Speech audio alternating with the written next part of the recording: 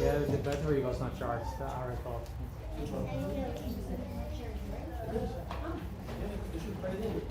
Oh yeah, but it did not connect. The other ones were not. Otherwise there is no sound. It's there, then it just started. So it was already on. Yeah, the signal's coming on. All right, we needed to make sure that the live stream works. I hope it works. Pastor, if you are listening, you can maybe send me a message, which I will read later if everything is fine. For now, let's stand together and we will sing one last song before the message. 149, He leadeth me. 149.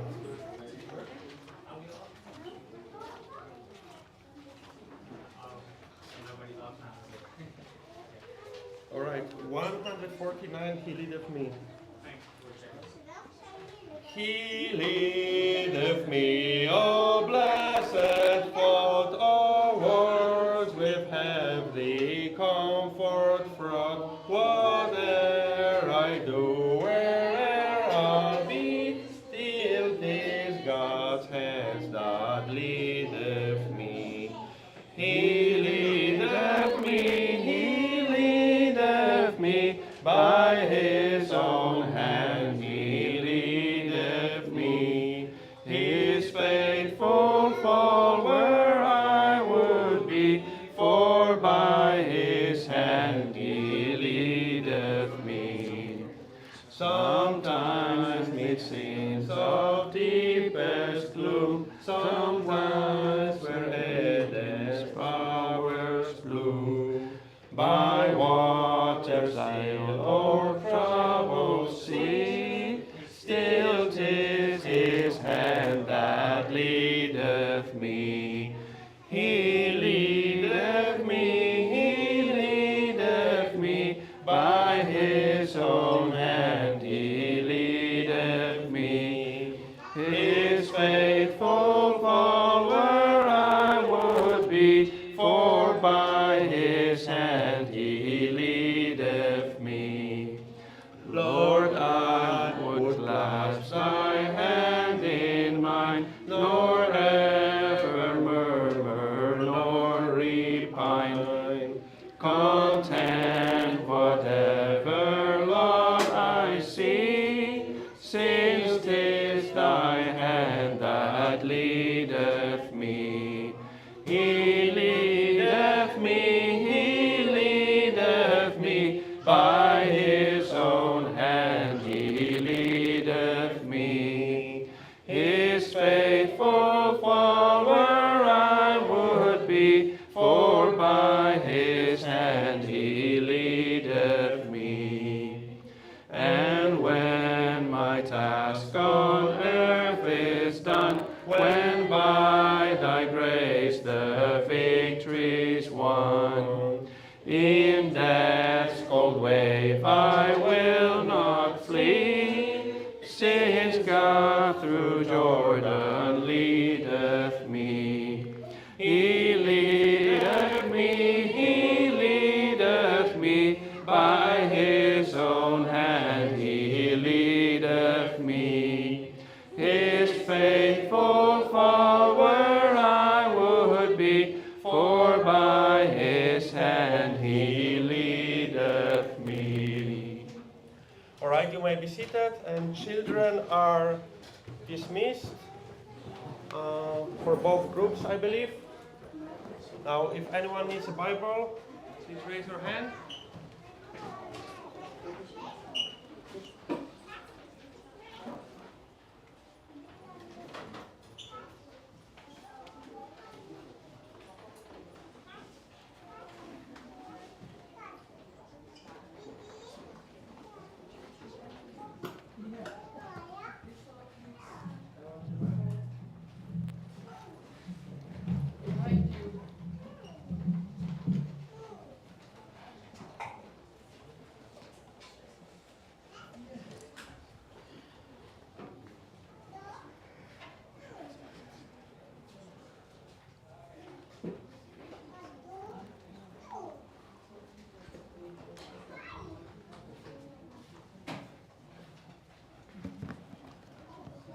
About the Bibles, if you would like to keep it, you don't have King James Bible at home, please take it with you. It's our gift to us.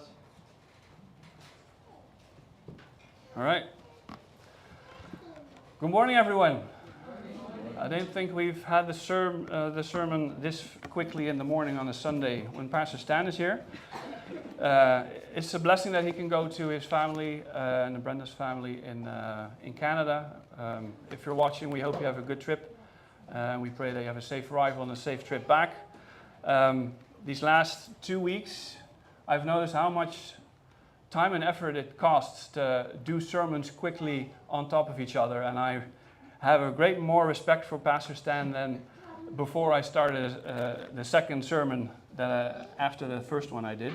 So please pray for Pastor Stan, even when he is here, because it takes quite a bit of time to prepare a sermon like this. So let's keep him in our prayers. All right, today the second part of biblical music. Just a quick recap. 2 weeks ago we looked at moments where music is displayed in the Bible. We read that music was played during feasts, coronations, and after momentous events, like after the crossing of the Red Sea. We read Ephesians 5:19, which says, "Speak to yourselves in psalms and hymns and spiritual songs, singing and making melody in your heart to the Lord." And we read Colossians 3 verse 16, "Let the word of Christ dwell in you richly in all wisdom, teaching and admonishing one another in psalms, hymns, and spiritual songs, singing with grace in your heart to the Lord." These two verses are more or less the only true instructions in the Bible where we can see something about music. Music can be used for teaching and instruction. Music can be pleasing to God, cannot be pleasing to God. It's approved, it's not approved. Last time we also talked about the three elements which make up music: melody, harmony, rhythm. We delved into melody a little bit deeper, with the variation that melody are the notes which guide or carry the words or the lyrics. We looked at Philippians 4 verse 8. "Finally, brethren, whatever things are true, whatever things are honest, whatever things are just, whatever things are pure, whatsoever things are lovely, whatsoever things are of good report, if there be any virtue, if there be any praise, think on these things." And we use this reference as a model to think about lyrics in music. Are they biblical? Yes or no? If the lyrics of the song connect with all these 8 markers, then we say it's biblical music, or at least the lyrics are biblical. We also talked a little bit about the influence of music in society and our personal lives. We didn't go very deep into this. I'll do a little bit more on that today. Now, if you can't remember everything, or if you've missed the sermon because you weren't here, it's on YouTube. You can look it back and watch it back. If you want a list of Bible references, just ask me after the service. I can send them to you. Also, the references of today, don't hesitate to ask. Also, if you have questions about is this biblical music, yes or no, talk to someone in the church. Talk to Brother Mark or Brother Marco. Come to me after the service. Because we cannot escape music. I mean, let's face it. Wherever you go, there will be some music. If you go to a restaurant, there's music. If you go to a store, very often they have some music as well. It might not be very loud, but it's there. Sometimes even when you're in the lift, when you're waiting for the elevator, there's music. If I go to work, they have a speaker right above the lift, and then I stand there and they blast 80s, 90s music quite loudly through it. I can't even hear things through my own earbuds if I don't turn it up quite loud. So it's basically impossible in society where we live to escape music. So that's why we need to think about what is good music, what is biblical music. Am I listening to biblical music, yes or no?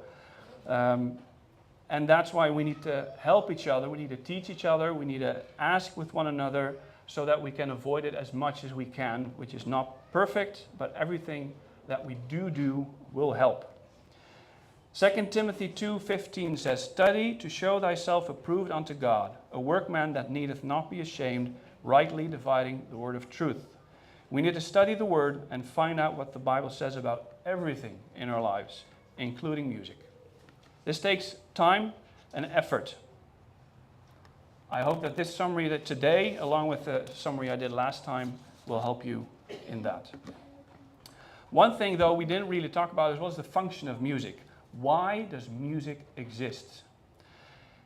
It's not an easy question to answer. I looked about, I thought about it, and basically, why does music exist? Because everything exists. I mean, it's the same question, why is there a moon? Why don't we have two moons? Why we have one moon? Well, somewhere God, in his infinite wisdom, thought that one moon would be enough for us. And even if the planet Jupiter has about 80, 70, I don't know how many moons, quite a lot, one is enough for us. All right. Why do birds sing? Because God created them to sing.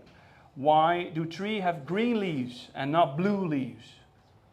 Because God created them with green leaves. So exactly the same way why God created everything the way it is, so there is music for us to enjoy because he created that. He is a God of creation, of creativity, and that is how it is created. And the Bible tells us that everything that he created is for the glory and pleasure of God. Exodus 20:11, for in 6 days the Lord made the heaven and the earth, the sea and all that in them is. Isaiah 43 verse 7, even everyone that is called by my name, for I have created him for my glory. I have formed him, yea, I have made him. And Revelations 4:11, thou art worthy, O Lord, to receive glory and honor and power, for thou hast created all things, and for thy pleasure they are and were created.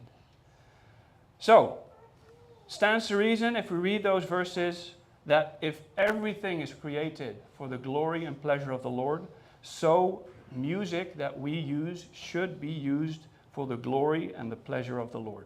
Our singing, our music, everything. And as we discussed, there are lyrics that do not please and glorify the Lord. So stands to reason if you just go on with that logical thinking, that if there is lyrics that please the Lord, if there are lyrics that don't please the Lord, there's also music. And then I'm talking about the sounds that we say this is music. As music is created to glorify and please the Lord, whatever music we listen to, it has side effects. It has effect on us. We talked about a little bit last time that music can lodge itself into your mind and into your heart. You can hear a tune today and it will probably stick with you the rest of the day. Sometimes a tune, a song, a certain sentence can help trigger an emotion or a memory. This is very normal. You hear someone say something and a song pops into your brain. At least I have that. Maybe other people don't, but for me it is. So in that case, in that respect, music is like a language. And everyone speaks a little bit of that language. And some people have studied it more and can speak more fluently. Other people are new beginners in that. That's fine. But music is a very powerful language. And what you listen to around you, the language you listen to, has influence on you today. And the world today would say that music is to express emotions, is to express thoughts. I agree that music can be used for this, but I don't think it's the intended purpose of music, because everything is created to the glory and pleasure of the Lord. So music is also, first and foremost, intended to glorify and pleasure the Lord. So then the language we speak should be glorifying and pleasurable to the Lord. Now if we come back to that heart part, the heart is a very difficult thing to define. Now I'm not talking about the biological heart. I'm a teacher in biology. I know what the heart is biologically speaking. I know how it works. I know what it does. I know what happens if it doesn't work. People usually fall down. But in the Bible, usually when the heart is referenced, they mean something else. And if I'm just going to take a few things from the Bible here. The first time we see it used is in Genesis 6 verse 5. That's quite early in the Bible, where it says, and God saw that the wickedness of man was great in the earth, and that every imagination of the thoughts of his heart was only evil continually. There we see the connection between the mind and the heart. What the heart devises, the mind thinks. And that's, sometimes you can't help it, But you need to know that what the heart devises sometimes is not good. And the Hebrew word for heart, lev, is sometimes also translated as mind in the Bible. But in almost 90% of the instances where the Hebrew word heart, lev, is used, it's translated as heart. And if we read through the Bible, we actually always see that when they reference heart, it actually means the innermost thoughts and feelings that a person has. It's a place where we truly believe something, where we truly think something. So it's not the political correctness, not the I don't want to offend someone place. It's the place where you think, I hate this guy. It's not nice to think that, I agree. It's not loving. Then you need if you think that, sure, confess your sin. But it is the thing that pops into your heart the first time you may meet someone and think, I just hate this guy. If we read through the Bible, we see a couple of instances. Psalm 26, verse 2, examine me, O Lord, and prove me. Try my reins and my heart. Psalm 53, verse 1, the fool hath said in his heart, there is no God. Psalm 119, 10 and 11, with my whole heart I have sought thee. O let me not wander from thy commandments. Thy word I have hid in my heart, that I might not sin against thee. Proverbs 3, verse 5, trust in the Lord with all thine heart, and lean not unto thine own understanding. Proverbs 6, 18, a heart that deviseth wicked imaginations, feet that be swift in running to mischief. Proverbs 8, verse 5, O ye simple, understand wisdom. O ye fools, be ye of an understanding heart. Should I go on? There are more than 750 verses in the Bible that talk about the heart. And in almost every instance, it's meant the deepest part of your understanding, of your will, and of your mind. It's more than just emotions, but that is what the world today wants you to believe what the heart is. The world today says, do what your heart tells you to do. Follow your heart. Please don't, because the Bible tells us that the heart is deceitful, that it devises things, wicked imaginations. If it's rooted in God, yes. If it's rooted in His Word, yes. Do what it says. But if it's not, please don't follow your heart. And let's just say, for the sake of argument, that music is the language of the heart. That it can help express what is in your heart. It can also do the other side. It can influence the heart as well. So listening to music can influence your heart. Listening to great music, biblical lyrics, things that please and glorify the Lord, awesome. It will influence your heart in the right direction. Just like reading the Bible. If you read your Bible, it will influence your heart in the right direction. But if you listen to bad music, if you listen to worldly music, listen to worldly lyrics, it will also influence you the wrong way, away from God. You see this in movies. Music is used in movies all the time to stir up certain emotions. If the movie wants you to feel tension, you get a very powerful music. You feel tension. Oh no, what's going to happen? If you want to feel happy, upbeat music, and you feel happy because the people on screen are happy. Some romance.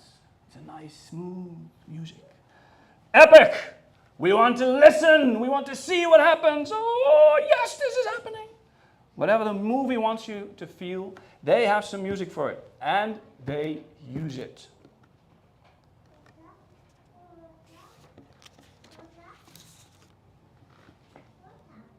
And people use it in the wrong way.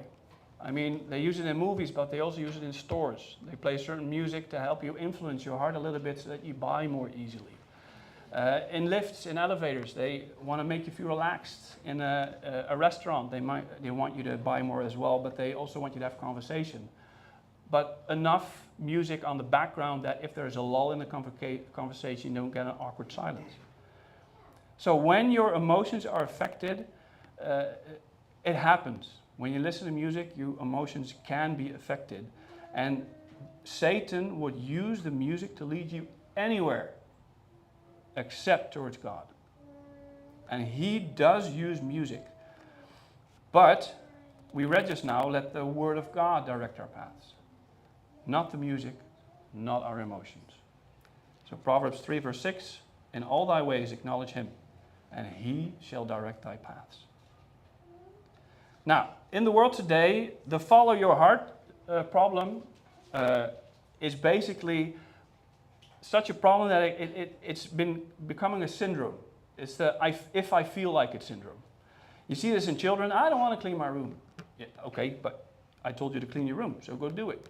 We also see it in bigger children, teens, adults. I don't want to go to work. I mean, probably everyone here knows it a little bit. You wake up in the morning and you have the feeling, oh, I don't want to get up. I want to stay in bed. It's warm. I don't want to do these difficult things I have planned today. I don't want to weed. I don't want to go to work. I don't want to make breakfast. I just want to stay in bed. Now, sometimes that's easy because you can just do that, but it's still following your heart. If I feel like it syndrome. Is it always bad to stay in bed? I'll leave that up to your imagination. But the syndrome of if I feel like it, it has a problem that it's dependent on your feelings, on your emotions. If I feel like doing this, I'll do it. If I don't feel like doing this, I don't do it. Actually, that is how the world works these days. And you see it in the younger generations, other the millennials, I think. If they don't feel like it, they don't do it. I've been teaching for 15 years, and I know if they don't feel like doing their homework, they won't do it. And then they blame me for if they get an F or a 4 or lower on their test. I asked, did you study? Yeah, I studied. How long did you study? I studied like 10 minutes yesterday. That doesn't work. But this is very much influenced by music, because remember, music is the language of the heart. It speaks to the heart. A lot of people go through Spotify and YouTube looking for something to listen, and they go like, I don't feel like that, I don't feel like that, I don't feel like that. So music has evolved from a thing that stimulates the mind in the classical area to a thing that stimulates the heart these days. And the music only amplifies your if I feel like it syndrome if it's there. I mean, if it's rooted in the word, then it can.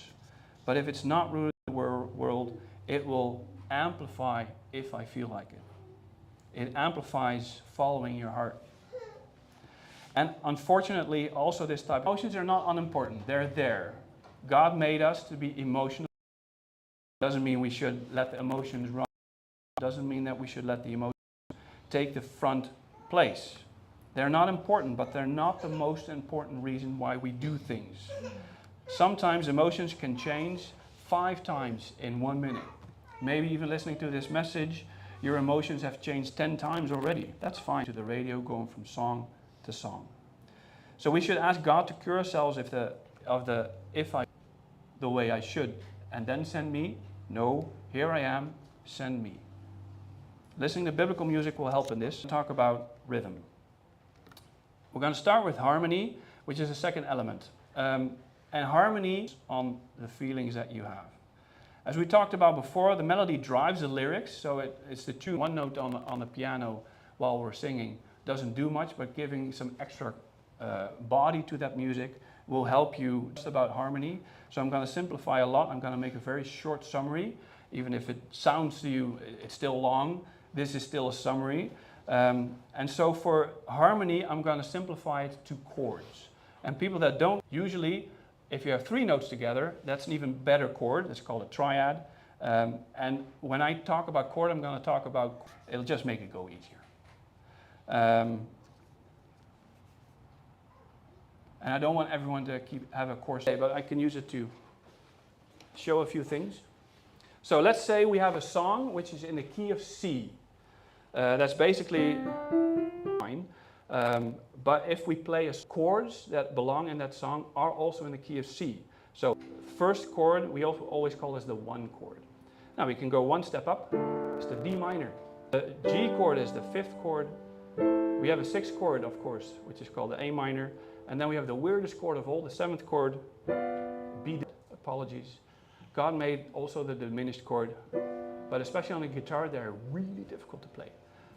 Putting that all aside, these are the 7 chord, 3 chord, 5 chord, 6 chord, 6 chord, 7 chord, and then we go back to a 1 chord, just 1 octave up. That's basically it. Because sometimes that doesn't fit. But basically when you're just playing piano, you can play any of those, the chord that fits. That's all just chords. I didn't practice this, I just made it up as I go. So even though every feel it wants to give you, certain chords produce different results. Most music, especially in the hymn book, there's a lot of bad music in there as well, but just knowing those 4 chords will let you play a lot. Sometimes they switch it up by adding the 6 or the 3 chord. There's a minor chord, so you hear it already that they have a different feel. They feel a bit more sad, emotional, powerful than the major chords. That's fine. They use that one. It's used, but not a lot. So that's mainly how harmony or uses chords. So if we play a song in C, then the C chord is always the root chord. You play a song in G, the G is the root chord. Go to the root chord, that's basically home base. If you start there, it's always bass. It's home base. It's create something and then goes to release to let that tension go. That's fundamental in music, biblical music. Turn with me to Ecclesiastes 3.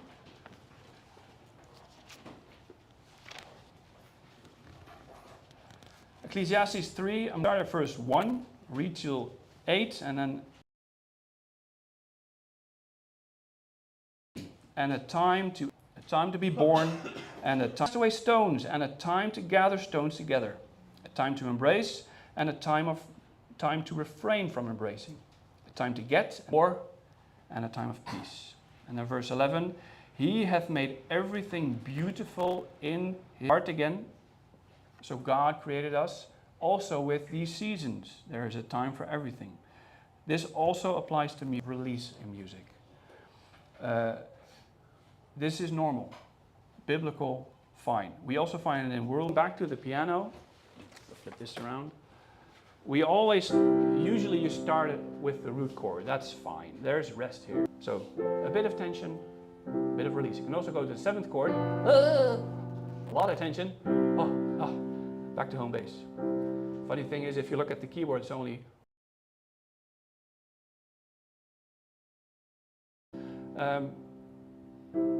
this is called chord progression, going from, and depending on which chord progressions you use, you can create certain feelings and want it to be biblical. So creating tension, fine, biblical, no problem. But if there is no certain chords to another chord will help you create tension, but you always have to come back to the release part. And the best way to do that, you can also go from the 4 chord, no, that's a bad idea, from the 6 chord to the 2 chord. That's also a descending fifth. You don't have, you'll see a lot of descending fifths. Not all of them, because not all hymns in the hymn book use this theory correctly. But as a general rule, so that's the G chord, it's the 5th chord. And go 5 down and come back to root 1. Change the tempo, the meter, if you change the length, that's going from one chord to another chord, and it doesn't matter how fast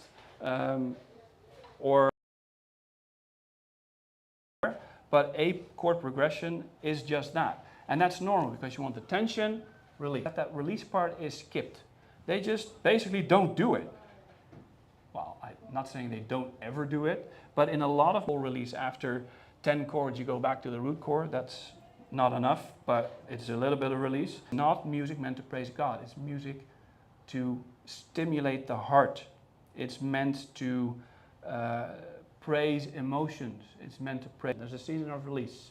I didn't add that on purpose, but that's how music is made. Tension, the heart open for influences from the rest of the music. That's why it's so popular in charismatic circles, because it opens the resolution. Without that release, that is what we call worldly music. I just said that. It is in seasons. So tension and release in music also needs to have its seasons. Music needs to resolve the best way. And then lower it just a little bit and then go back up. It doesn't stop. The tension stays there. And you know what you get when you keep the tension in music? Sure, it's listening to worldly music won't make you feel like a drug addict, but the effect is basically the same. The effect is small. Non-resolving chord structure, using harmony that doesn't please the Lord, it basically lets your brain want more.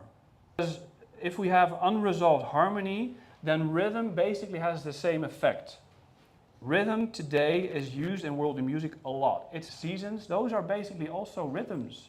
I mean, a rhythm is nothing more than a pattern of something.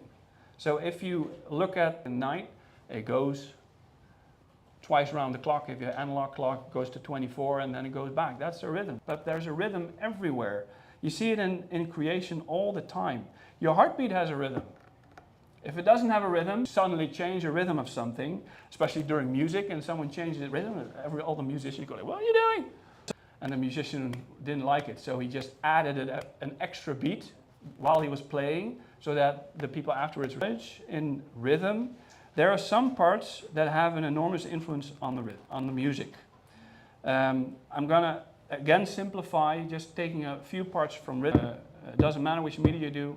This is the beat at which the music moves. It indicates a bit of the tempo. It indicates a bit on, of course, songs where the beat goes faster or slower. That's what we call the tempo. On the next page, every beat should go. If you have 70 beats per minute, and you have 70 of these. A song in common time, usually the emphasis should lie on the 1 and a little one on the 3. So you have 1. In music, it lies on the 2 and the 4, and they're the same. So it's 1, 2, 3, 4, 1, 2, 3, 4. That's a standard rock rhythm. In the hymnal, you see the time usually at the beginning. It says 4/4 or 3/4.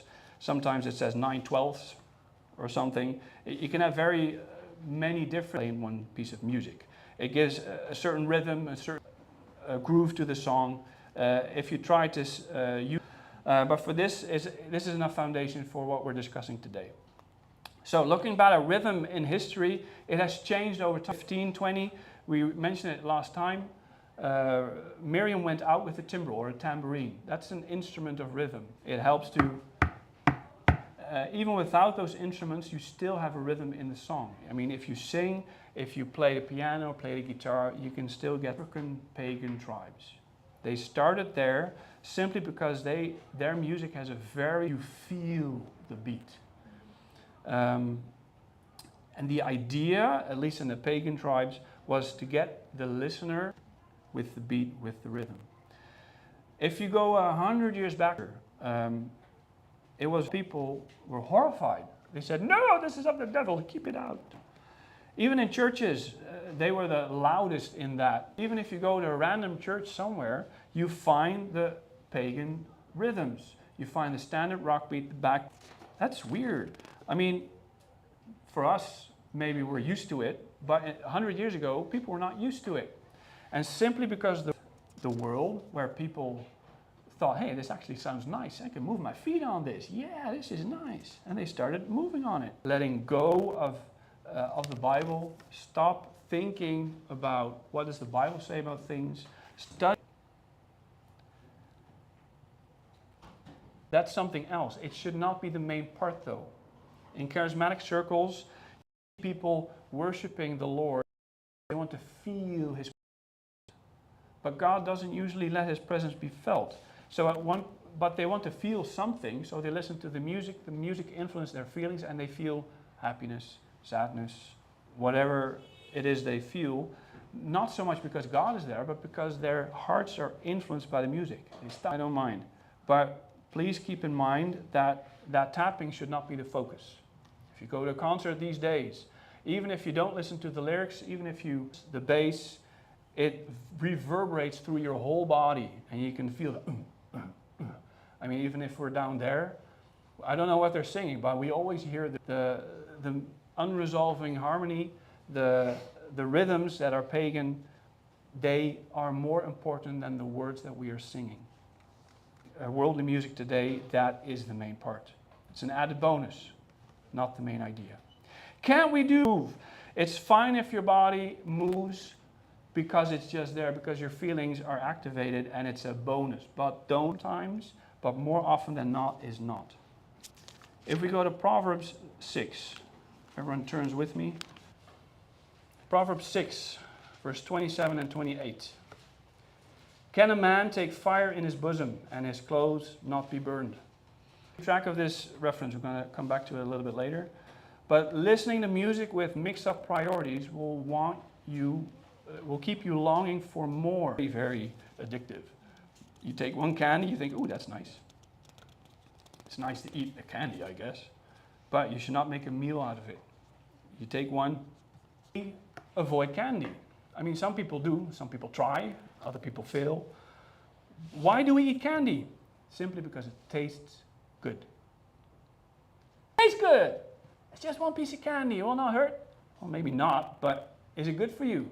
No, because after that piece of candy is swallowed, no. Because your mind, your body has the same physiological response as it has with normal candy. So it's the same with worldly music. Why do people listen to it? Because it feels good. Even if you have biblical lyrics, but the world will say it feels good, so it must be good. That's not how the world works. No, it's not what goes into the man that makes him unclean. Well, you are using worldly music and biblical lyrics. Does it please him? I don't think it does. It's the same as if I choose to give them to her. They're gruesome. No one wants a letter written in blood. At least I don't. By godly music, music that pleases him, that glorifies him. Or does he want you to have candies for dinner? One candy might not be bad, but a little leaven leavens the whole lump. And a release of the tension. It wants more tension. It doesn't want resolve. It wants to move its body. It doesn't want to move your mind. Charismatic circles, a lot of people get saved because they feel like it. Because their emotions at that moment in time are so stimulated that they feel they can do that. Trust God. But then they feel, but I don't feel God. Why don't I feel God?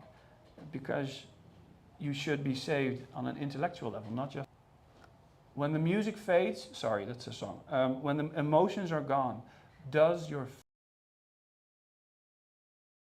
It might not. Just to be clear, music that uses a backbeat or has structure may have biblical lyrics that fit those markers we looked at last time from Philippians 4 verse 8. If 2/3 of a whole is something else than what you want it to be, is that still Christian? If I have apple juice, I have 2/3 apple juice and 1/3 something else. I don't know. You tell me. So why is Christian music? And a lot of people don't know music theory. I mean, 100 years ago, people might not know music theory as well, but there were preachers that were preaching, unresolved chord structure followed, and then churches let it in. There was no one at the door that said, stop, we're not going to look in the churches. Maybe bit by bit, it started with a little bit of pagan rhythms. It started with a little bit of bad chord structure. But they were not paying attention to what is the origin of the music. And a lot of people thought, it's music, it's neutral. No, it's not neutral. God, or pleasures God, or it doesn't. And worldly pagan music is not pleasing to God. Be ye not unequally yoked with unbelievers. For what fellowship hath righteousness with unrighteousness? And what communion, and should you listen to it? Recently we were pulling weeds in our yard. We have a big yard now. We moved a couple of weeks ago. But I do. But if you don't pull the weeds, there'll be more weeds before you know it. Now you're going to enjoy those weeds for the next 7 years. Goody. Let's pull some weeds, guys. At some point, you might even think, this is 5,000 of those things. You need to pull them out by the roots. You can burn the top. You can pluck the rate. And instead of having a yard full of God-honoring fruits, they will use man void of understanding. And lo, it was all grown over with thorns, and net thereof was broken down. Don't be the slothful. Don't be of a not understanding heart. Pull out the good plants, so I'm just going to leave the weeds where they are. I would say, please pull out the weeds. We do this with music. If we don't pull the worldly music out by its roots. We might accidentally pull out some biblical music as well, in a wrong way, the worldly plans that we do have. So it's better to throw away a good song just to be sure than to keep a song that might just be on the wrong. Places emphasis on feelings rather than faith. So please, if you err on the side of caution. Even things without life-giving sound, whether pipe or harp, except they give a distinction in the sounds. How shall it be? I want to give a very clear sound. This is a battle. This is not something. It's just there. We talked about it last time. We can't escape it fully. But what we can influence, because you have to study it out. You have to look at it. You have to think about it. With your own musical diet. Go through that. If you think, is this biblical or not? Start by looking at the lyrics. Philippians 4 verse 8 again. If not, it's not good music, chuck it, please. If the lyrics are biblical, okay, let's look at the next thing. Biblical. Because most drums use backbeats, rock rhythms. If you're not sure, try to listen to it. Where does the emphasis lie? Where is the stress? Makes you want to move. It influences your heart, not your mind, or at least less your mind. Has no backbeat? All right, after that, 5 chords. How do I find the chords? There are websites, a lot of them, that song, and places the chords under it. I see Stefan laughing. You know that one? No, I like the name. Chordify, yeah. It's actually from a Dutch, always correct, because it also uses AI, and AI makes mistakes, even if you don't think so. And just check how many descending fifths release. So if you check and you see, okay, as far as I know, there's no music that doesn't create tension. There are certain and then you start over again. But you see that in classical music, because they use that because it sounds nice. I mean, it's a nice chord progression.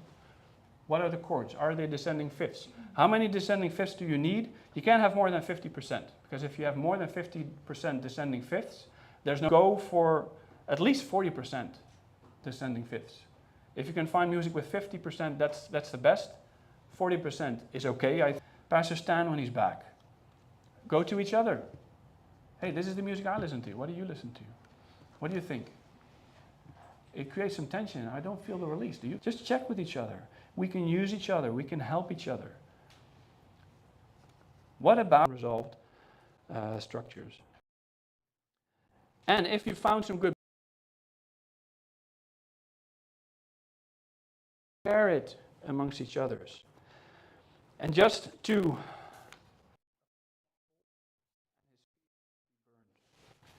it's better to be safe than to be sorry. Rhythm that supports the melody and harmony and not takes it over.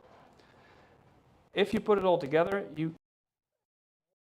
we skipped, that's fine. If you want more, let him hear. So let's listen to what he said.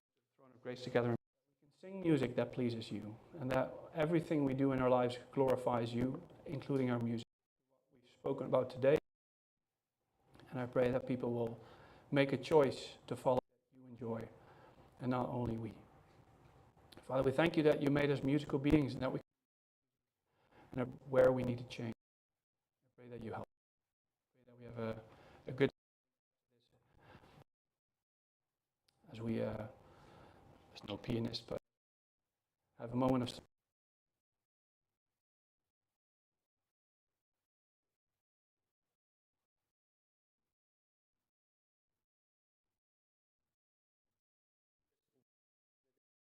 listen to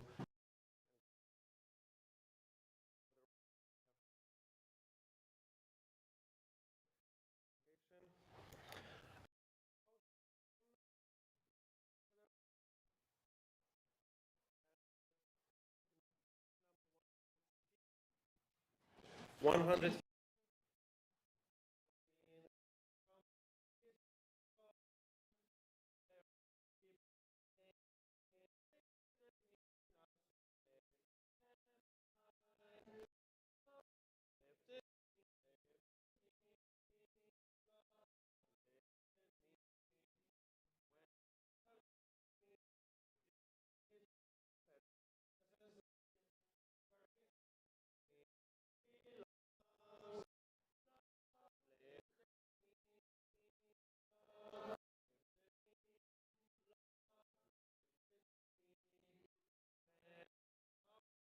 complete.